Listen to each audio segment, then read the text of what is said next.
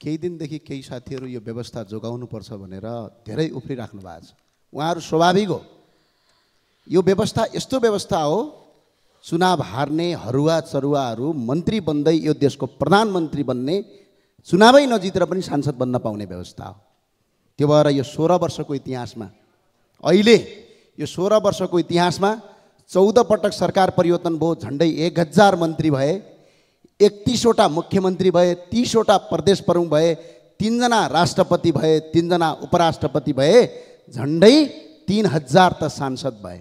अनि सबै मिलेर खान पाएपछि यो व्यवस्था उत्तम हो भन्नु उहाँहरूलाई स्वाभाविक हो।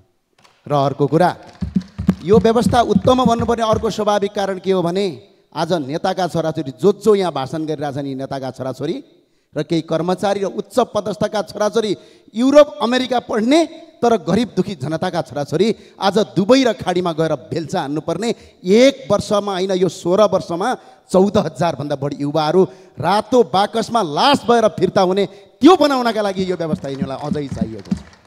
26 खर्ब वैदेशिक ऋण भयो, त्यसका लागि व्यवस्था चाहिएको छ। अहिले पनि यो देशमा अहिले कर्मचारी, नेता र यिनीहरूको सांसद, यहाँका मुख्यमन्त्री, मन्त्री पाल्दा पाल्दै साना राजा, छोटा राजा, महाराजाहरू पाल्दा पाल्दै यो देशमा 1 वर्षमा 15 खर्ब रुपैयाँ खर्च हुन्छ। त्यो जोगाउनका लागि यो व्यवस्था यिनीहरूलाई चाहिएको छ। माननीय सभामा यो व्यवस्था जनतालाई चाहिएको होइन। के अहिलेको प्रधानमन्त्री जनताले चुनेको हो? के अहिलेको राष्ट्रपति जनताले चुनेको हो? सीमित यही संसदभित्र भएका केही व्यक्तिले चुनेको। यदि दम, हिम्मत र क्षमता जनतामा जान सक्ने छ भने जनताबाट प्रत्यक्ष निर्वाचित कार्यकारी प्रधानमन्त्री गरेर स्वीकार्छौँ। त्यसपछि होइन भने यहाँ आएर जे मन लाग्यो त्यही बोल्ने, व्यवस्थापाती गर्ने। मैले हत्याराको कुरा गर्नुभएको थियो माननीयज्यूले। म आज अनुरोध गर्न चाहन्छु, मदन भण्डारीको हत्या कसले गर्यो त्यो हत्या पत्ता लगाउँछु भन्ने मान्छे अहिले यो देशको प्रधानमन्त्री हुन्छ। मदन भण्डारीको हत्या पत्ता लगाउन कसले रोक्यो? त्यसको जवाफ यो संसदलाई चाहिन्छ। हत्याको कुरा गर्नुहुन्छ, राष्ट्रपति तपाईँहरूकै थिए, प्रधानमन्त्री तपाईँहरू हुनुहुन्थ्यो, संसदमा 2 तिहाई थियो, अनि मदन भण्डारीको हत्याको याद आएन?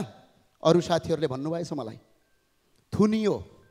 म एकजना व्यक्ति हुँ, तपाईँको यो उत्तम गणतन्त्रको बेला ललितपुरमा चामल बाँड्दा बाँड्दै 9 दिन सिडिओ कार्यालयमा थुनाइ पाएको व्यक्ति हुँ। र आज पनि अहिले पनि भर्खरै रापरपाका विद्यार्थी युवा नेता निराजन बमलाई तपाईँहरूले चितवनबाट अरेस्ट गरिराख्नु भएको छ। यो तपाईँहरूको लोकतन्त्र हो।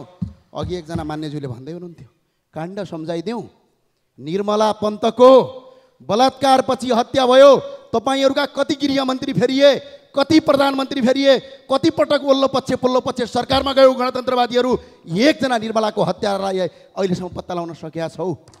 र अर्को कुरा सम्झाइदिन चाहन्छु, बाँदरमुढे घटना याद छ? निहत्या नागरिकलाई बम हानेर मारे हो कि होइन?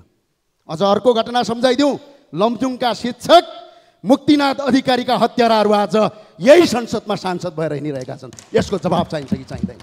यो हो व्यवस्था। खुल्ला मञ्चमा उभिएर 5000 मान्छे मैले मारेको हुँ भन्ने व्यक्ति यो देशको प्रधानमन्त्री बन्न पाउने व्यवस्था हो। भारतको दिल्लीमा लुकेर नेपालमा निहत्या मान्छेहरूको मार्नुपर्छ भनेर अगाडि बढ्ने व्यक्ति यो देशको सांसद मन्त्री बन्न पाउने व्यवस्था यो उत्तम हो। यही का लागि चाहिए हो यो व्यवस्था। व्यवस्था जनताका हितका लागि। आज कर कति छ? 300% कर छ। हुँदा हुँदा पैतृक सम्पत्तिमा सम्म तपाईँहरूले लाभ कर लिने गरिसक्नुभयो। त्यो भएको हुनाले यो व्यवस्था जनतालाई चाहिएको होइन। हामीले स्पष्ट भनेका छौँ, सबै मान्छे अठाउने। अहिले पनि स्पष्ट भन्छौँ, प्रजातन्त्र मासिँदैन।